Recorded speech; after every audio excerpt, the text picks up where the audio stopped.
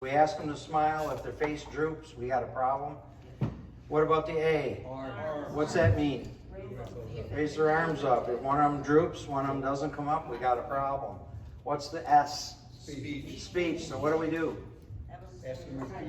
Yep, have them say a sentence and see if you hear any slurring, or maybe they can't repeat the sentence back to you properly. We got a problem. And the last one was T for time, which says we got to get going.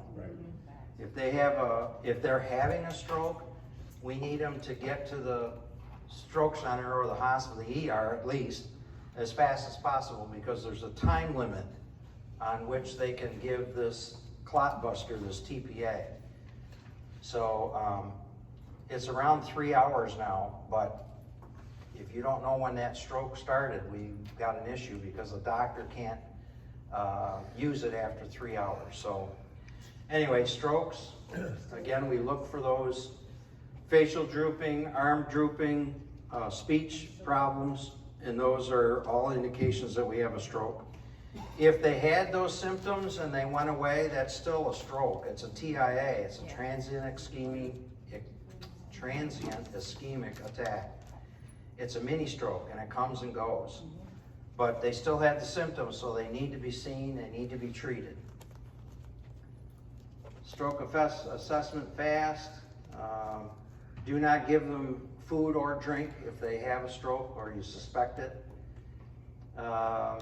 They could go into cardiac arrest, so get ready. And if you suspect that that might be a possibility and there's an AED available, go get it.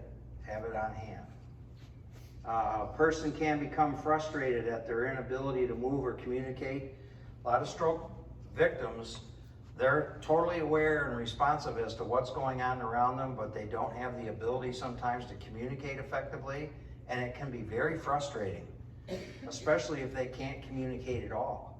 Maybe they can't talk to you. So it can be very, very frustrating. And so you just have to calm them, reassure them, let them know that help is on the way, and you want to keep their stress level down as much as possible. So talk soothingly, calmingly, reassuringly. And one thing, does everybody know where the AEDs are here in the community? Anybody? We talked about In the that. office? Where are they, Carl? In the office. How many are there, Carl? 2. You're gonna get 2. And you're gonna set off an alarm when you take it. Is that right? Yes. You gotta break the glass, right? Gotta break the glass. Okay. Alrighty, hypoglycemia. Anybody have any idea what that is? Low sugar. Low blood sugar. Okay, hypo, anytime you see the term hypo, it means low. Hyper means high. So this is low blood sugar. So low blood sugar is a diabetic condition. It can develop rapidly and it can become life-threatening. So what do we do for it? Well, if we have someone that is not acting appropriately, that altered mental status that we spoke about earlier, they may be getting confused because their sugar is so low. They may not know where they are or who they're with. They may be trembling or shaking. Their skin may be pale, cool, and clammy, which was signs of shock, right? So they're going into diabetic shock, or actually it's metabolic shock, but they're going into shock because of the diabetes. So what do we do to treat shock? Raise the feet. Lay them on the floor, raise their legs, and what? And a blanket. Keep them warm, okay? So we can do that for them. And it says if the person is unable to communicate clearly, look for the medical bracelets. Sometimes they have a necklace, okay? But diabetics are the ones that wear these most frequently, at least in my experience. And check with others about their medical history, if they're by themselves, and what kind of medications are they on, etc. Now, if they're unresponsive, unable to follow simple commands, or if they have difficulty swallowing, you definitely have to call 911, get the ambulance coming as fast as possible. And then do not give them anything to eat or drink. What's the danger? Aspiration. They could choke or aspirate. If you have to feed them, or if you have to pour the drink for them in order for them to take it, you do not want to give it to them. If they are not capable of taking that drink and drinking it by themselves, do not give anything to them, because they can aspirate. And you want to provide any type of supportive care, okay? Any questions on that? All right, pretty simple, pretty straightforward. Seizures. Again, there's nothing we can do about a seizure except protect the patient. And how do we protect them? Move everything away from them. Get everything away from them so they're not bumping and banging into furniture and that kind of thing. So, wait till the seizure's over with, and then after the seizure's over with, what do we do for them? Put them in recovery position. Thank you very much. Okay, and remember, they're going to take quite a while to regain consciousness. They're going to be very sleepy for quite a long time, because they've gone through a tremendous storm in their mind, in their brain. So it's going to take them a long time to get back to normal. So we need to monitor them, keep them on their side, keep them in their recovery position. If they have a seizure, the other thing that we want to do is we want to pay attention to what kind of seizure was it. Were they flailing around, convulsions, kicking and flailing? Were they just kind of staring off into space and not really doing much of anything else? We also want to time it. You know, how long did these convulsions last? Was it a couple of minutes? Was it 30 seconds?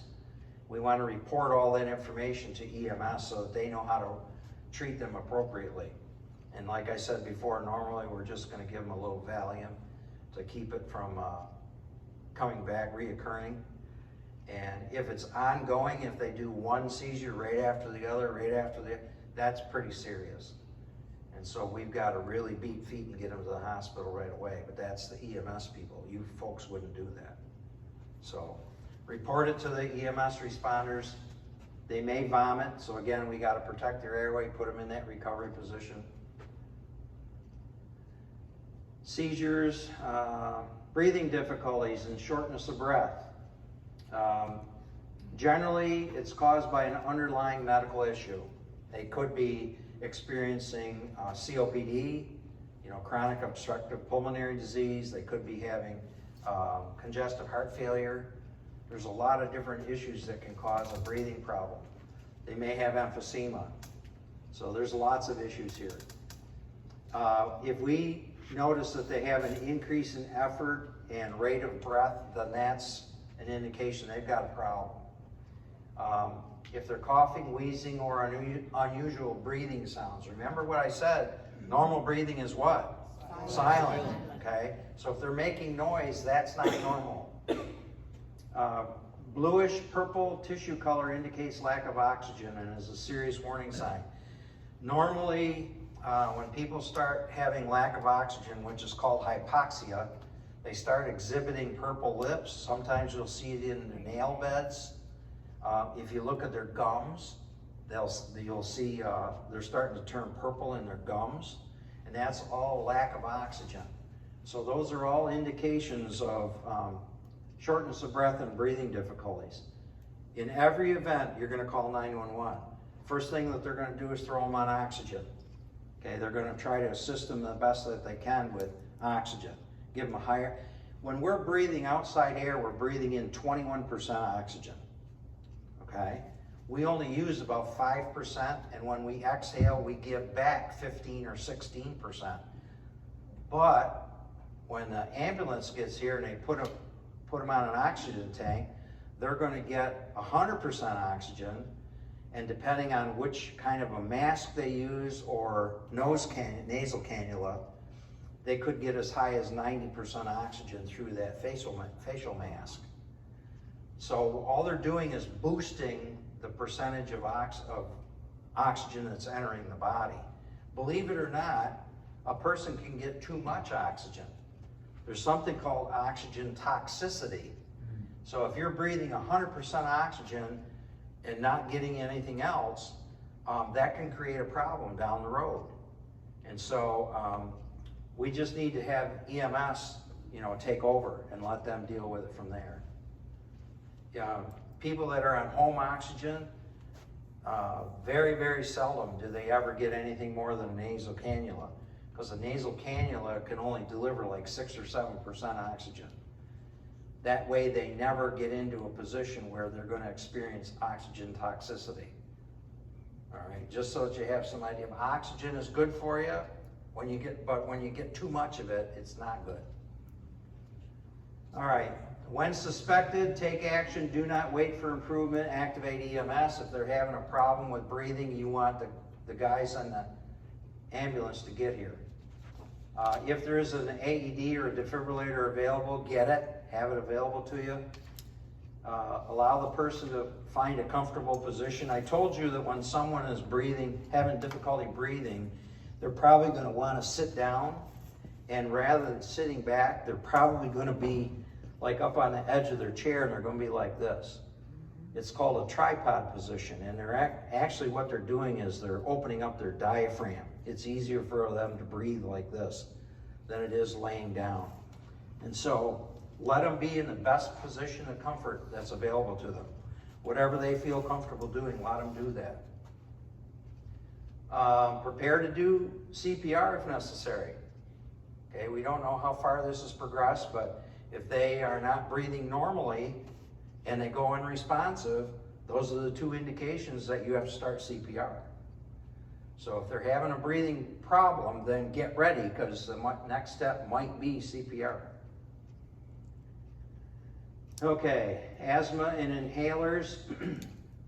It's a physical reaction in the lungs, and it's triggered by certain things that make it difficult to breathe.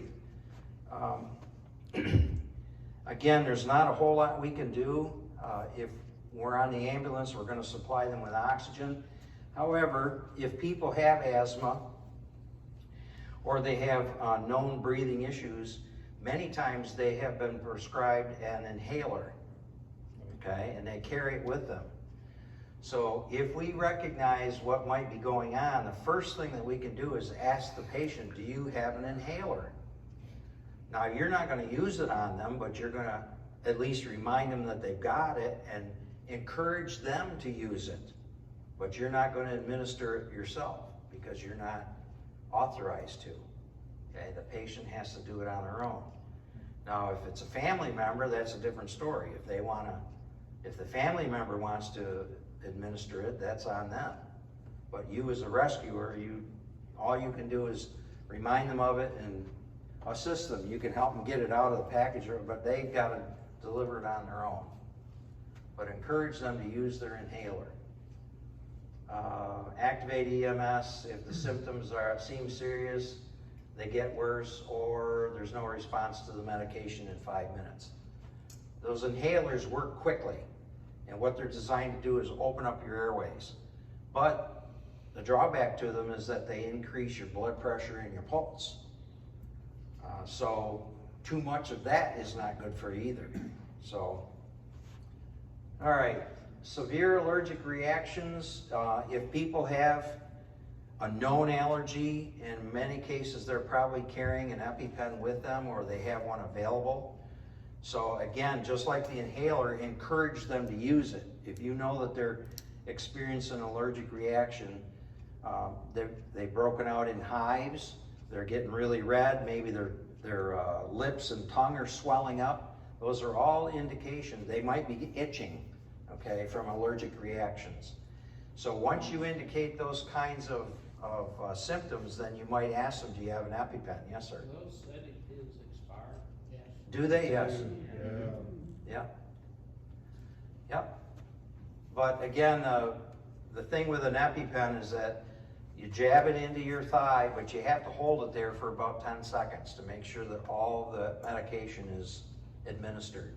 And Can many we people... Can we do that? You cannot. That's what I thought. It has to be by the patient. But you can remind the patient, because they're scared, okay? And you can remind the patient, which I failed to do. I asked the guy that I was playing pickleball with, have you ever used one? No, but I know how to use it. And I said, okay. And so he jabbed it in and pulled it right back out again. And I said, Tom, I said, you've got to leave that in there for 10 seconds. Oh, I didn't know that. Do you have another one? Because you're going to have to, that one didn't do you any good. The medicine's still in there. And the thing about those EpiPens is once you jab it in, then the needle retracts and you can't get it back out again. It's one time in and that's it. Did he have another pen? So he had another pen, but it was at his house, so we had to go to his house and get it. We had a gentleman die 10 years ago here, a resident, Uh-huh. because he didn't Feasting. get inside and his wife didn't get the pen to him. Yep.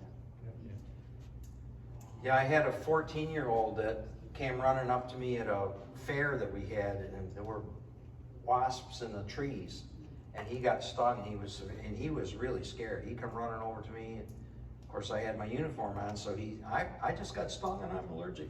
Do you have an EpiPen? Yeah, but it's in the car.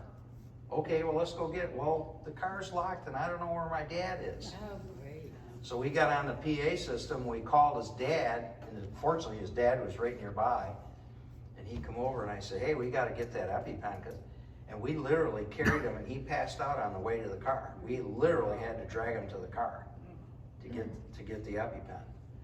And so at that point in my career, I wasn't authorized to give medications. I didn't. His hand went around the pen and my hand went around his. So he gave himself the epi, but he didn't know he did it. So he woke up real quick and he was okay. But anyway, when anaphylaxis occurs, which is what an allergic reaction is, the airway can become constricted. It just gets really, really swollen and it makes it very difficult to breathe. And in many cases, they have to be intubated, depending on how severe it is. Epinephrine, or an EpiPen is epinephrine. And epinephrine is adrenaline, which we all have. And so that's why it's effective. Symptoms could be wheezing, swelling of lips, eyelids, and face, itchy raised lumps or hives on the face and on the chest, nausea, or additional cramping, abdominal cramping, excuse me. They can develop quickly, so it's a serious thing. It can advance really fast, depending on how severely reactive they are to that allergen. So we've got to take immediate action. Pain or severe pressure or discomfort in the chest could be a heart attack or what's also known as acute coronary syndrome. And it's serious, and it doesn't necessarily mean the person's going to die, but they could sustain some severe heart damage. Here's the problem with acute coronary syndrome. Something has happened to block the transfer of blood to the heart muscle or certain sections of the heart muscle. And so that area of the heart muscle dies. Without oxygen reaching it, that part of the heart muscle dies. And it never regenerates. It just never comes back. That part of the heart muscle will always have scarred tissue and will never function again. So the longer this goes on, the more the heart muscle dies. And we used to have a saying in EMS, and it's time is muscle, because we had to act quickly to preserve as much heart muscle as possible. So some of the symptoms are pain or pressure or discomfort in the chest. It could be indigestion, weakness, or fatigue, and especially in you ladies. You know, us guys, we complain about the elephant sitting in our chest, you know, a lot of pressure. Women, more indigestion is the feeling, but you're experiencing a heart attack in many cases. Shortness of breath, nausea, lightheadedness, pain in the arms or back, pale, cool, and sweaty skin. What's that remind you of? Shock, right? So that's another example of shock. Cardiogenic. Acute coronary syndrome, ACS. A person with previous heart problems is at risk for reoccurrence. Again, just recognize the symptoms. A lot of people are pretty familiar with what these symptoms are because you've heard them over the years. And so when you recognize it, you should know that you need to call 911. Yes? Good. Symptoms like pleurisy, that's in your lungs, right? Yes. Not so much your heart. Yes. But it feels almost like it's. Right, you have a sac around your lungs and that becomes inflamed. And that's what creates the pain. As a matter of fact, what happens is they're rubbing up against each other, and that's what's creating it's a friction, and it's creating pain in there because of the friction. Okay, that's pleurisy. Now, what was I gonna say about this? People have had heart attacks before or whatever. Oh, here's the thing I wanted to make sure you know about.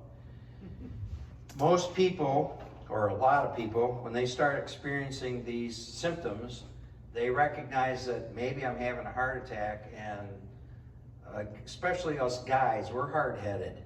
Okay, so many times we don't want to go to the hospital, right? It's only indigestion. And Cost me my life. or they'll say, okay, I'll go to the ER, and they jump in the car and mom's on the way to the hospital driving the husband, and all of a sudden he passes out. Now what's she have to do? She's got to try to deal with it while she was driving the car. The better alternative would have been, yeah, I probably should go to the hospital. Let's get an ambulance here, because they've got all the stuff on board. They're just like a mobile ER. What we carried on the ambulance had almost everything that was in the ER. As far as cardiac, we could do everything that the ER could do. We could defibrillate, we could intubate, we could medicate, we could do everything that the ER docs did. We carried everything that the ER had. So let's bring the ER to you instead of you to the ER. That's the better way of doing it. Instead of driving you in a personal vehicle to get you to help, let's bring the help to you, and then if something goes bad, they can deal with it. But the person that's driving you in their own personal vehicle can't deal with it. And it's not fair to them either. So put on your big boy pants and take that ride in the ambulance, okay? Because oftentimes we'll turn it down, and we shouldn't. It's better to go, and this is what I used to tell my patients that objected to going to the hospital. I said, wouldn't you feel better going to the hospital and getting checked out and find out there's nothing wrong than to sit here and worry about it and not know? And that's how most of the people were willing to take the ride. Yeah, I guess you're right. So don't try to get them to the hospital on your own. Call the ambulance. That's what they're designed for. Okay, poisoning. Just call EMS. Forget about the poison control center and all that nonsense. Just call the ambulance. Let them deal with it.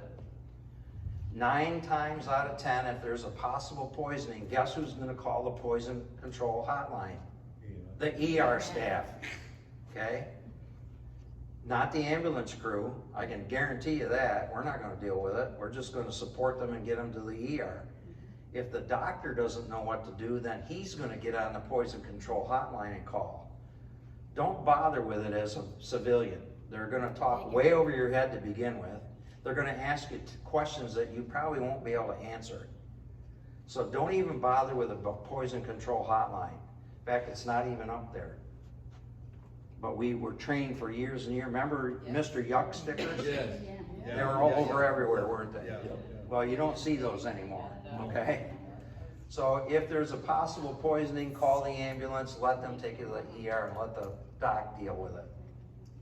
Severe abdominal pain. It's usually a sudden onset. It doesn't come on gradually. Usually if it happens quickly, that's a real issue. And that's gonna be a trip to the ER. I mean, like right now, don't waste time, because many times it could be something to do with bleeding. We have, I don't know if you've ever heard of a AAA. It's a aortic abdominal aneurysm, okay? This is where the blood vessel, we got the biggest artery in our body comes out of the top of our heart, and it's called an aorta. And it's about the size of the base of your thumb. It's about 3/4 of an inch in diameter. It goes up and it starts splitting off into smaller vessels, but it comes down through our abdomen. It gets down here to our groin and it splits into the femoral arteries. Well, this portion through here is called the abdominal aorta, runs through here.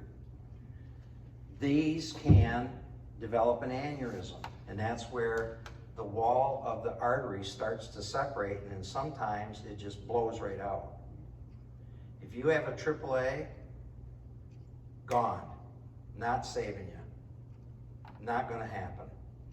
Because the aorta being that big around, if it opens up, you'll bleed out faster than, you could have a surgical team standing on the side of the road and they can't open you up fast enough. You'll bleed out that quickly. And so if you have severe abdominal pain, get to the hospital and do it gingerly. Call the ambulance, let the ambulance take him. Because one of the things that we're gonna look for on the ambulance is, do we see anything in the abdomen that's like it's pulsing? Okay, is it pulsing? That aneurysm has not yet occurred, but it's about to.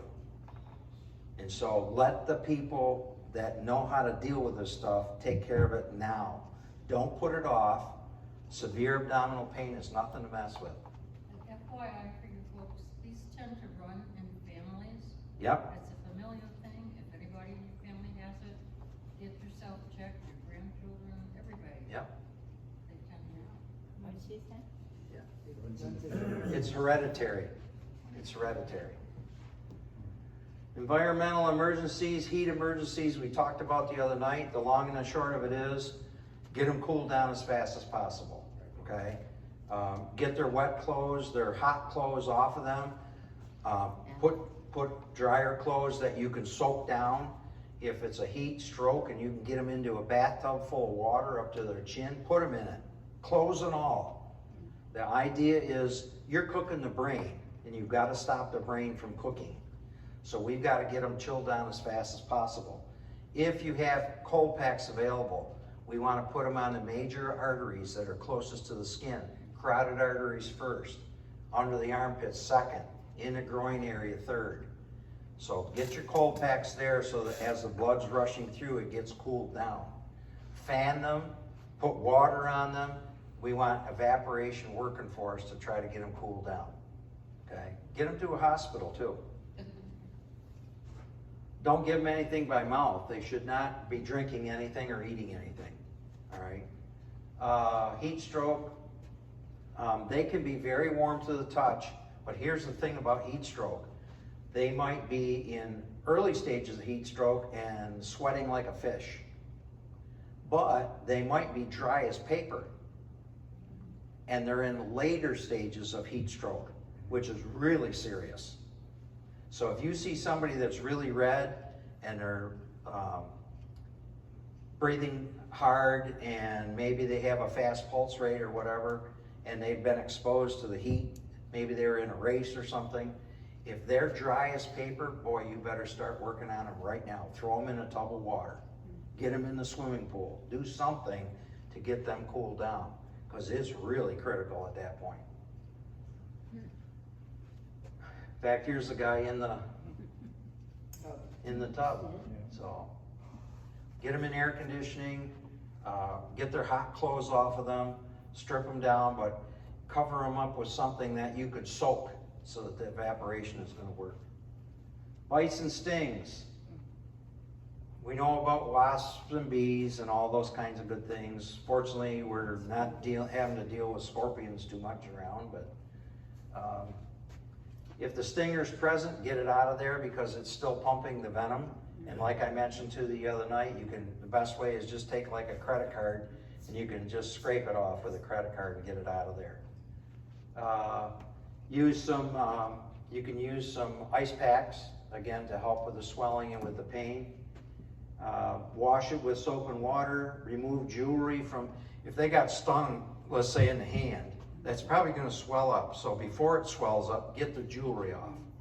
Otherwise, it might have to be cut off at the hospital or on the ambulance. We used to do it in the ambulance. Cover the area with a bandage or a pad and use local cooling to help reduce swelling and pain. Stinging insects. It is possible if they're allergic to them, it is possible you could have a life-threatening situation.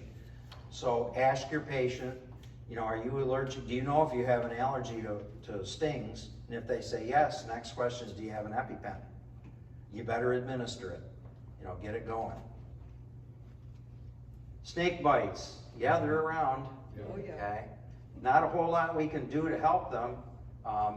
One of the things that we don't want to do is we don't want to open up the fang marks. They used to, you know, talk about carry a razor blade, suck up all the venom. We don't do any of that stuff. Forget all that. One of the thought processes was we don't want the venom to travel, so let's tie a tourniquet. That way it can't travel. Well, no, that's not good either. We don't want to do that either. What we do want to do is keep the patient calm.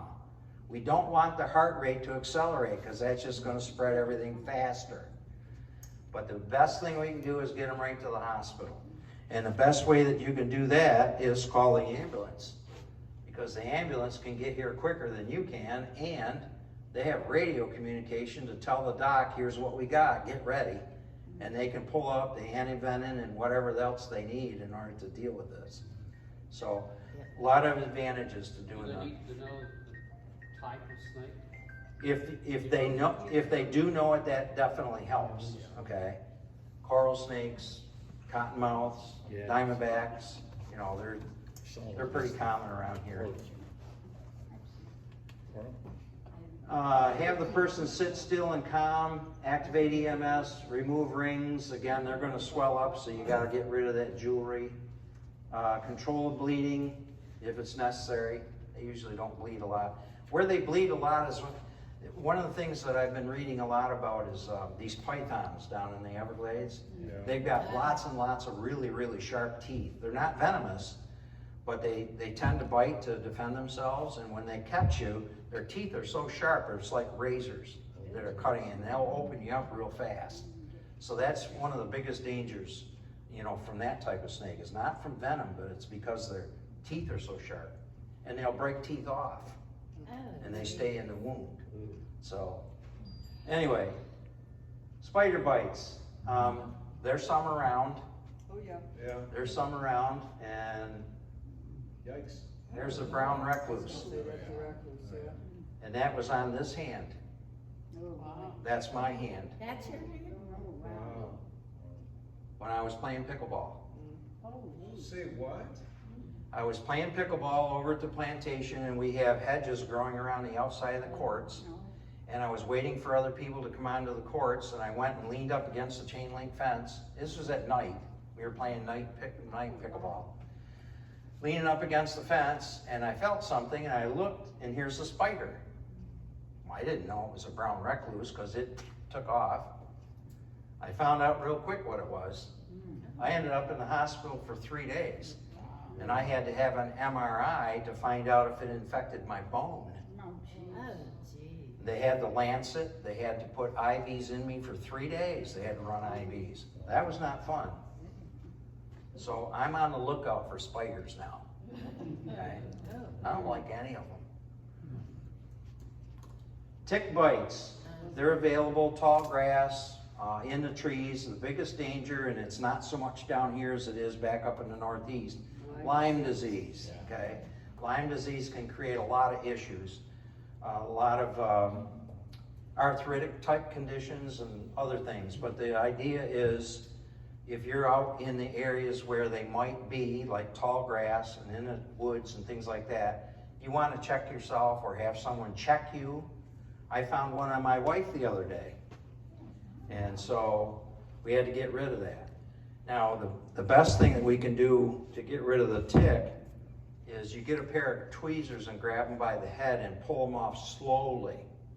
Okay, some people say, well, burn them with a match. No, you burned me. No, because many times what will happen is the head of the tick will remain in the skin. And what you want the tick to do is you want them to release their bite, and then you can pull them out slowly. That's why you do it slowly with a pair of tweezers. Okay. Is this before or after she hit you? That would have been I couldn't after. really- I couldn't- Yeah, that would have been after, because usually that hitting takes place first thing in the morning. Yeah. Gets them started right. Okay, after removal, once you get the tick bite out, clean the area, wash your hands. Portions of the tick remain, or if portions of the tick remain, a rash or flu-like symptoms could develop, and then you would want to go see the doc. Get that taken care of. They're probably going to give you some sort of antibiotic. Do not use fingernail polish, petroleum jelly, or a glowing hot match or alcohol to remove a tick. Because many times it'll die and that head of the tick will remain in the wound, and you don't want that. You want it pulled out. Marine animal stings, it's going to happen from time to time. You have jellyfish in the water. They're kind of painful. Okay. There is an old wives' tale that if you pee on it, it'll take care of it. Doesn't work. Doesn't work. Doesn't work. I know from experience. I know from experience. So the best thing to use is vinegar. Okay, throw some vinegar on there, acetic acid, and that's what'll take care of the pain. And there's nematocysts in the stingers, and they will keep pumping venom. Especially, like, one of the things that you can do is kind of wash it off with salt water, but if you use fresh water, it causes them to release more venom. So don't like pour a bottle of water on there, because you're just going to accelerate the process. If you're going to wash it off, use it with salt water. How about meat tenderizers? Somebody said that. It's good for stings. Huh? It's good for stings, bee Yeah, stings. big bee stings and wasp stings I've heard, but I don't know about marine. I believe we lived in the Keys for a long time, and that's what they told us down there. Okay. Well, the big thing is use vinegar. Vinegar works the best. Animal and human bites. They can get kind of nasty. They say that a human bite is worse than most any animal bite out there. There's more bacteria, more disease that can happen from a human bite than an animal bite. Again, bites from animals such as raccoons, skunks, bats, foxes can cause rabies. Right? So if you're bit by a wild animal, boy, that's the first thing you want to check out, is make sure that they're not rabid. And you may have to go through a series of shots. I'm sorry? Shots in the stomach. Shots in the stomach, yeah. And it's not fun. Can be fatal if it's untreated. Control any bleeding with direct pressure. We know how to do that. Wash and flush with water. Any animal or human bite that breaks the skin should be evaluated by medical professionals.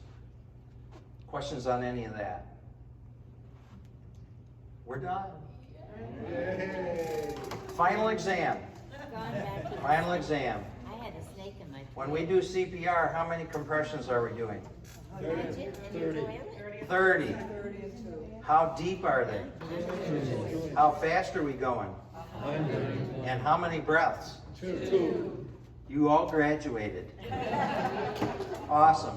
Thanks, guys. We really appreciate it. It's been a good audience. Thank you, Bill.